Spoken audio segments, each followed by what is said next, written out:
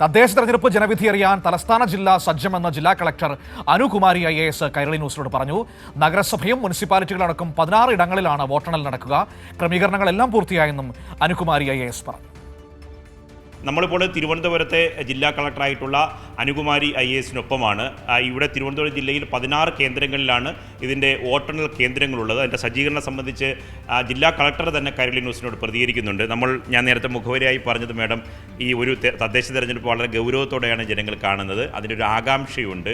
എങ്ങനെയാണ് ഫലം വരിക, എത്ര മണിക്കാണ് കൗണ്ടിങ് ആരംഭിക്കുക, കൗണ്ടിങ് ആരംഭിച്ച് എത്ര മണിക്കൂറിനുള്ളിൽ, മിനിറ്റുകൾക്കുള്ളിൽ അതിൻ്റെ ക്രമീകരണങ്ങൾ, അതിൻ്റെ ഫലം അറിയാൻ കഴിയുമോ? തിരുവനന്തപുരം ജില്ലയിൽ എങ്ങനെയൊക്കെയാണ് ഇതിൻ്റെ ഒരുക്കങ്ങൾ?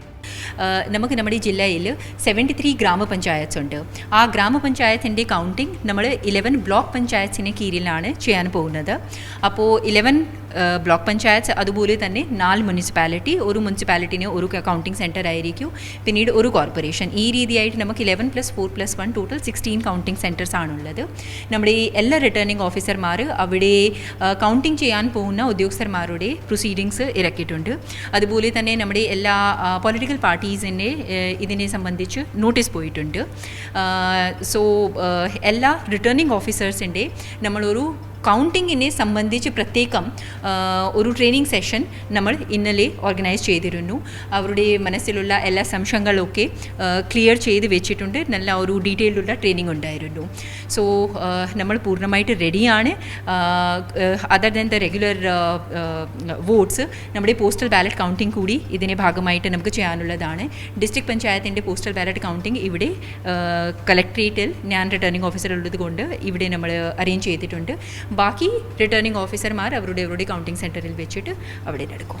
ദാറ്റ് പോസ്റ്റൽ ബാലറ്റുള്ള കൗണ്ടിങ്, അതുപോലെ തന്നെ ഒരു വോട്ടിൻ്റെ കൗണ്ടിങ് വളരെ സൂക്ഷ്മമായിട്ട്, വളരെ ഗൗരവത്തോടെ ചെയ്യണം. കാരണം കോമ്പറ്റീഷൻ ഭയങ്കര നെക്ക് ടു നെക്ക് ആയിരിക്കും. സോ എന്തെങ്കിലും മാർജിൻ ഓഫ് വിക്ടറി വളരെ കുറച്ച് ഉണ്ടെങ്കിൽ തീർച്ചയായും റീകൗണ്ടിംഗ് ഉള്ള ആവശ്യം വരും. അതുകൊണ്ട് പ്രത്യേകം പോസ്റ്റൽ ബാലറ്റ് ഒരു സംശയം പരിഹരിച്ചിട്ട് മാത്രമേ മുന്നോട്ട് പോകണം. ആ പോസ്റ്റൽ ബാലറ്റുള്ള കണക്ക് എടുക്കണം. ആ രീതിയായിട്ട് നമ്മൾ പൂർണ്ണമായിട്ട് നല്ല രീതിയായിട്ട് എല്ലാ ട്രെയിനിങ് കൊടുത്തിട്ടുണ്ട്. നമ്മളിപ്പോൾ ജസ്റ്റ് പ്രതീക്ഷിക്കുന്നു എല്ലാ സമാധാനത്തോടെ നമുക്ക് നാളെ നടക്കണം. 7 o'clock നമ്മൾ സ്ട്രോങ് റൂം നമ്മൾ ഓപ്പൺ ചെയ്യുന്നുണ്ട്. 8 o'clock നമ്മൾ നമ്മുടെ പോസ്റ്റൽ ബാലറ്റുള്ള കൗണ്ടിങ്, അതുപോലെ തന്നെ EVM മെഷീൻസുള്ള കൗണ്ടിങ് സ്റ്റാർട്ട് ചെയ്യാം.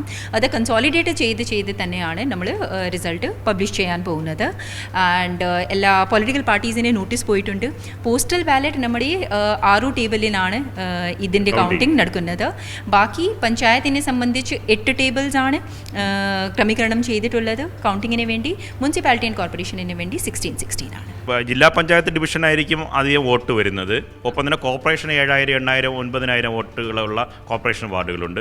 വാർഡുകളൊന്നും 1500-ന് താഴെയുള്ള വാർഡുകളാണ് വരുന്നത്. ബ്ലോക്ക് പഞ്ചായത്ത് അതിനേക്കാൾ കൂടുതലുണ്ടാവും. അപ്പോൾ എന്നാൽ റിസൾട്ട് ഏകദേശം ഒരു 11 മണിയോടുകൂടി തന്നെ ഏകദേശം ധാരണ, ഈ ലീഡൊക്കെ പൂർണ്ണമായി അറിയാൻ പറ്റും. നേരത്തെ പറഞ്ഞതുപോലെ ഇഞ്ചോടിഞ്ച് പോരാട്ടത്തിൽ മാത്രമേ കൺഫ്യൂഷൻ ഉണ്ടാവുള്ളൂ. ഏകദേശം മേഡത്തിൻ്റെ ഒരു കാൽക്കുലേഷൻസ് ഈ ഉച്ചയോടുകൂടി റിസൾട്ട് പൂർണ്ണമായി അറിയാം. എനിക്ക് തോന്നുന്നു നേരത്തെയും നമ്മളത് കണ്ടിട്ടുണ്ട്.